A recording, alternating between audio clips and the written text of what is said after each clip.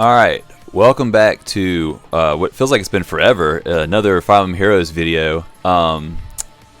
This is another Abyssal map video, as a matter of fact, and I haven't posted one of these in forever. Like, putting summoning videos aside, like, the last, like, I feel like 5, maybe 7 of these just haven't even been worth posting to YouTube. They've been just so easy, and it's just been a real letdown. But IS really brought the heat with this map. Like, every skill slot, like, on every character was important to actually, like, winning this fight. Just super enjoyable content. So I actually, as opposed to just recording the video and posting it like I would with some of them, I'm actually going to talk through this one, which I think I've only done one other time. Just to kind of break down and just kind of discuss like how difficult this fight was and what I had to do to beat it. So I'll start by going over the units. So first I'm doing double dancer. I have legendary Azura, obviously the best dancer. Pretty standard build. Actually, I lied. I don't think the triangle depth came into play here. At one point in the map, I did have it, so she was taking out the Brave Sword unit, but that ended up not being part of the final game plan. But I have drive attack, drive speed on her, but otherwise pretty standard. I'm using her for her extra movement and skill stacking, which you'll see will come into play when I talk about another build here. Then we have Olivia as our second dancer. And again, I guess the A skill here didn't come into play. I didn't have her really participate in the actual combat. But the double drive attack, oh boy, that came in handy. I'd say the hardest part of this map to me was that green dragon unit, and without having double drive attack, I just couldn't do it. And I'll get to that part when I go through the actual playthrough. But yep, that is the second dancer. In terms of our offensive units, we have Cherche, who you've seen me use several times in past videos. Deathblow 4 with 58 attack, heavy blade, gale force. She's just going to be getting extra turns. She's going to be taking things out. Hit and run I ended up adding in later. I tried a couple of different things. The dull skill. I tried Wings of Mercy. I actually ended up using hit and run for some positioning stuff to help me get some extra characters on certain turns. And I can point that out again when I'm going through the actual combat. I actually taught her a new skill for this fight, speed opening, which honestly is a great skill for her anyways, because she's never going to take advantage of that. But essentially, that gave, every turn that just gave Fallen Corrin +6 to her speed, and coupled with legendary Azura's abilities, gave her 6 stall stats. So this was a great skill to add. It was definitely a key part of this fight.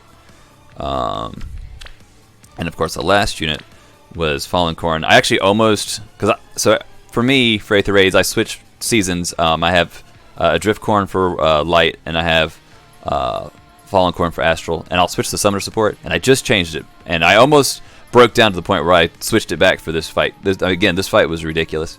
But she's running a distant counter, null follow-up, because a lot of the armored units just have the Wary Fighter, so you gotta make sure you get those follow-up attacks. Attack Smoke to make her tankier, and then Flashing Blade. It could have been Heavy Blade, but Cherche had to use it. So just get to Aether quicker, heal up, do extra damage.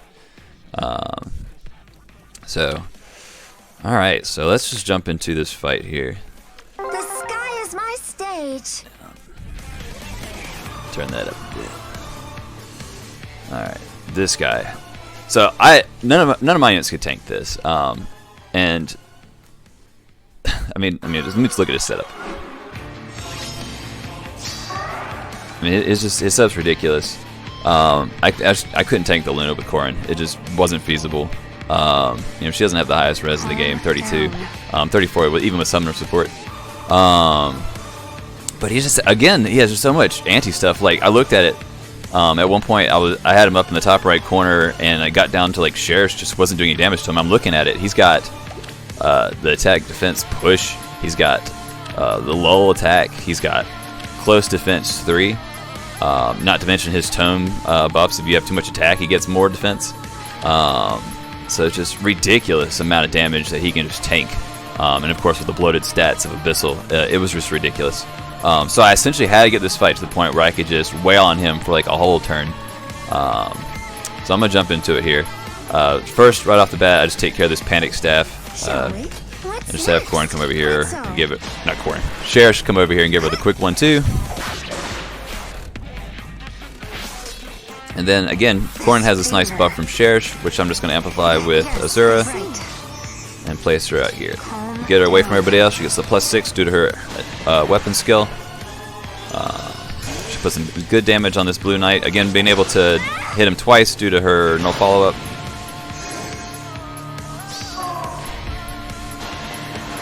And then take out the Sword Fighter.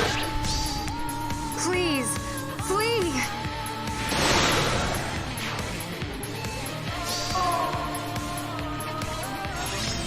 Alright, then we have this bow unit down here who's actually surprisingly bulky, but again he has, what do you call this? Close defense 3, so it's going to take Cherish 2 rounds, but she has Gale Force, so she won't have to use up a dance for this. Minerva.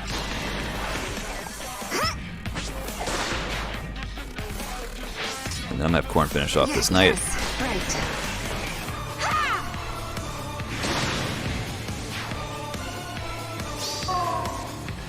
I'm with you. Azura's going to move her out of here, get her out of the way, and then we'll have her take out this other knight. Yes, right.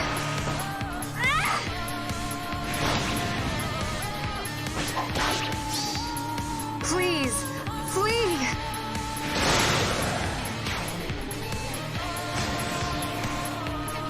Alright, now this is where things started really getting annoying for me, because again, the green dragon, this turd right here, Dark Breath, nerfing everybody's stats, just being super tanky, like I just couldn't kill it for the longest time. And of course if she drops your stats, it makes the cleaner better on this thief.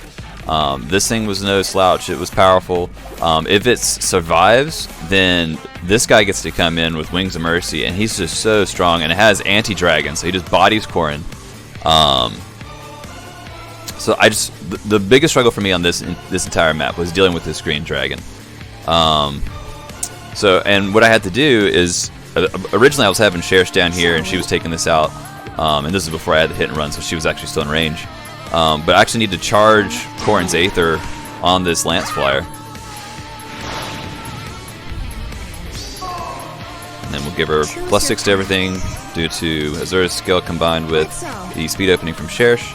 And then back to my point earlier is I have double drive attack on Olivia, and I just barely take this thing out.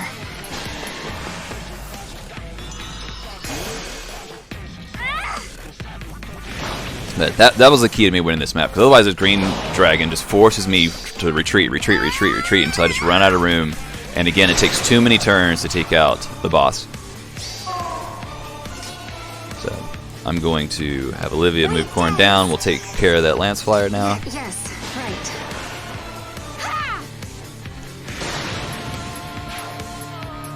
And again, due to hit and run, I was able to get back up to this space after last turn, and it's also going to allow me to get back down to move Olivia out of the way after taking out this thief. Minerva.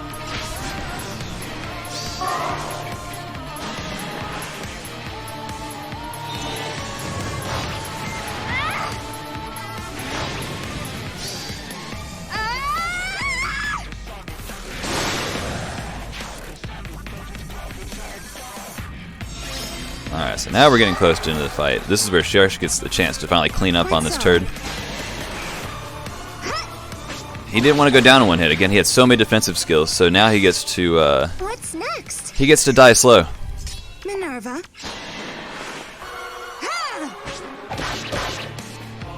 1, Shall we? 2, I see. and 3.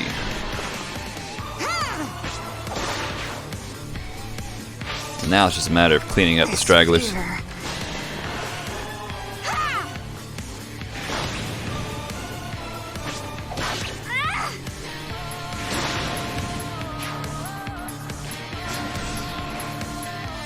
Let's position ourselves for the final turn. The sky is my stage.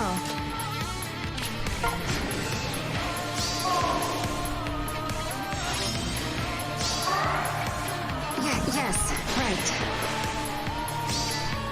I'll hurt you.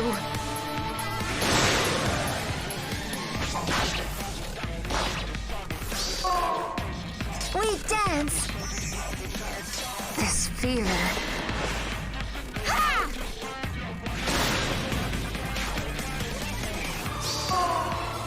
And this thing's actually so bulky that even at being a color disadvantage against Cher, she can live. I have Gale Force, but I could also just move an extra drive attack here and take it out one play.